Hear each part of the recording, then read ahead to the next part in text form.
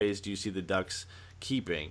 He said obviously you have to keep Kasha and Montour and probably Richie, but what kind of contracts do we think they get, and do we keep anybody else? So going with the first one, just looking at the FAs, so what's that? Vermette, I would have to look. I'm blanking hard. I thought Vermette was going to be traded. I really did. So did I. Yeah, but he has a no move clause, so that I guess that didn't make sense, right? He was going to be hard to move. No trade clause. Boschman, Chimera, Chris Kelly, right, JT Brown. Obviously, Richie's going to make probably double what he's making now. Yeah, I don't see him getting a giant deal. He hasn't really stepped up and become that first round pick we've all desired him to be, but he's still 22. I don't think he's ever going to be a high-end offensive player. He's probably going to be a career middle six guy. At best, second line, right? So I would say he probably comes in. Or 4 or 5 years. Bridge deal. You got to give him a bridge deal. You can't give him long term. You can't max him out. There's no way. Same thing with Kasha, too. He's had one hell of a season, but everyone's got to remember, like, averages come around. You can peak and peak and peak in one season, and then next season have a down year. The Ducks can't get caught in the money game. They have a lot of guys with big contracts.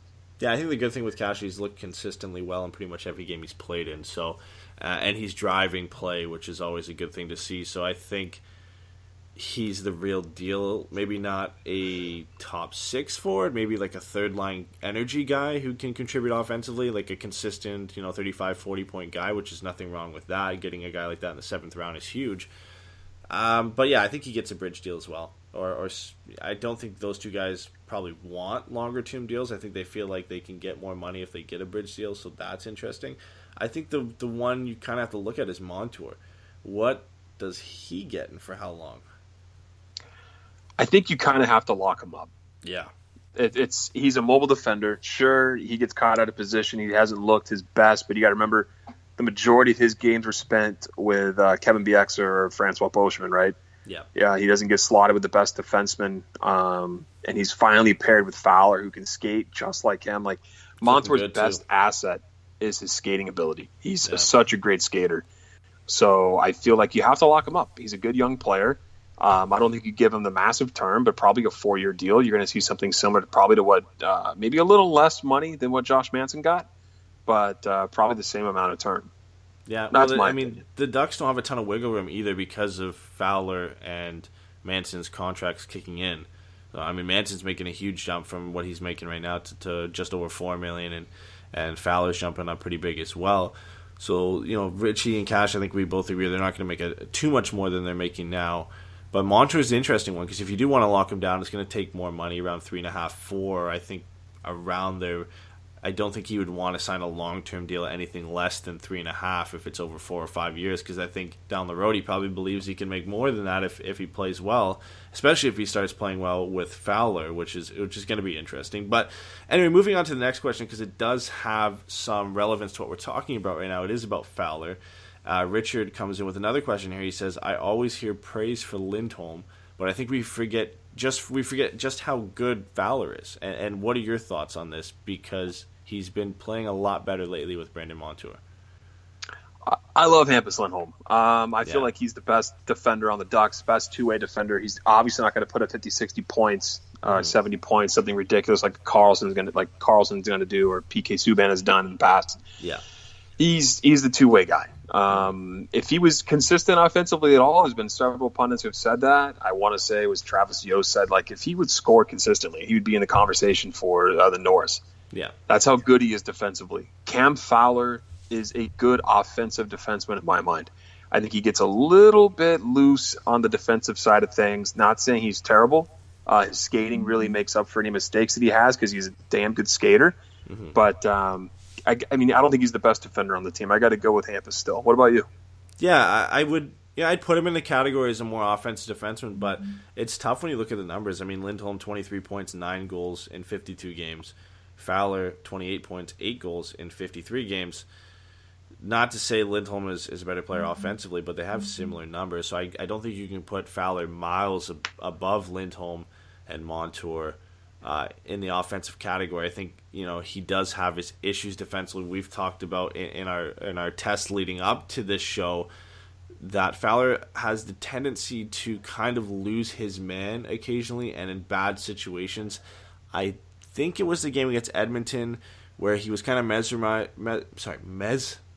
by Connor McDavid, which, I mean, I don't blame Hard him. not to be. Yeah. Hard not to be. He loses Slepyshev. Just kind of skates away from Slepyshev. He skates behind Fowler, gets open in front of the net. McDavid makes a great pass to him, but that's his guy. And we've seen that a couple times, more than a couple times this season from Fowler, where he just kind of loses his man and ends up leading to a goal. And I think that's an issue for him right now, especially defensively. I don't think he's as good defensively as a lot of people think. But I don't want to be too harsh on him either, because he is a very good defenseman. He's a top 4 defenseman. And you're right, Richard is right here, that a lot of the praise always falls on Lindholm, and I think Fowler gets the short end of the stick sometimes, but he's been he too good. was paired a majority of his season with Kevin Bieksa as well. Exactly. So, I mean, he's dragging around anchors. It's hard. It's hard to see what the true value of him is. Yeah, and with Montour, he's looked better. And Lindholm's been with Manson for the majority of the season, where he's looked good. So it's hard to judge the two right now because, like you said, they've kind of been paired with anchors at different points of the season. Lindholm comes from his strong pairing, gets paired with Bieksa or Boschman. Fowler comes from being with the anchors, gets paired with Montour, now he's looking better. So I think they're both valuable pieces with the Ducks, if that answers your question, Richard. Again, we answer one question, we get another question that comes in. We have 2 more who comes in. So Manuel asks, what about some Grant love? Do you feel he gets re-signed on the cheap? Derek Grant, elite center tonight, playing on the first line. I think he definitely could. There's definitely an opportunity there. Carlisle obviously likes him enough to put him up on the top line. He could definitely make a case for it, and I don't see it being an issue. If he's going to be a fourth line guy, I have no problem with that. Yeah, I think so. I mean, he kind of seems that guy who just moves up and down the lineup when guys get injured. He was scheduled to be on the fourth line with Chimera and Chris Kelly, and then gets off a late scratch because of the flu, so he gets moved up to the first line. We've seen that when Kessler's out, that he gets moved up to the second line. And, he hasn't been bad. He started this season unbelievable and, was kind of impressing everybody the way he's been playing, but he was given good opportunities. And then he went on that stretch where he just wasn't good, and we were all kind of seeing the player we thought he was. And now he's just kind of been consistently okay, and that's kind of what we saw from Wagner. When he was here, obviously he got traded, but I like having a guy like that around, a guy you can kind of just fill spots. Doesn't play every night, but he can fill up and down the lineup when guys get hurt or guys are sick. So you can get him cheap, probably even on a 2-way deal where you can send him back down to the minors if you want. I think that is where you can fit Grant. He's not going to cost you much, and it's always nice to have those types of guys in the lineup. Absolutely. And I think that's it for questions. Richard comes in saying Fowler also constantly gets paired with subpar defensemen. Happy he was finally getting paired with Montour. Hard to argue he isn't a top tier when he leads the team in ice by about 2 minutes, and that's what you brought up. I mean, he's a minute eater for the Ducks, and it's always important to have a guy like that on your team. Absolutely. So let's put a bow on it, man. Let's tie this show up. Yeah, we're getting late now. So thank you everybody who supported us on our inaugural show, who's tuned in, left a comment, retweeted us, left a message on our Instagram and our Facebook, hit us up in any way, shape, or form for encouragement, or said let's go Ducks. We appreciate all the love. We'll be here again on Sunday. I think the show will be a little bit after the game, right? Because I think you have work. Yeah, so the game is early for you guys, still early for me. It's at 1 p.m. Yeah, you're in Pacific. Toronto. For those that don't know, Eddie's in Toronto. Yeah, so it's a 1 p.m. Pacific, 4 p.m. Eastern here, and I literally start work at 4 p.m. So I'll be back later. The show, unfortunately, won't be right after the game. For most games, it will. For the next one, of course, in our second show, of course, it's not going to be right after. But we'll still have it that night. I'll keep you guys updated on the Forever Mighty Twitter account. So if you're not following it and you're listening right now, it's at Forever Mighty FM on Twitter.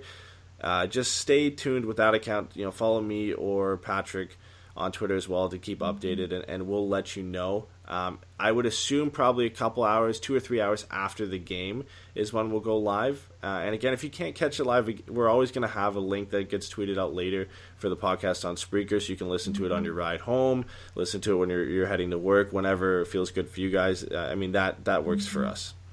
Yeah, we're on iTunes, we're on SoundCloud, we're on YouTube, and like Eddie said, you can catch us here on Spreaker as well. Thank you, everybody, for tuning in, and let's go Ducks. We'll talk to you guys soon.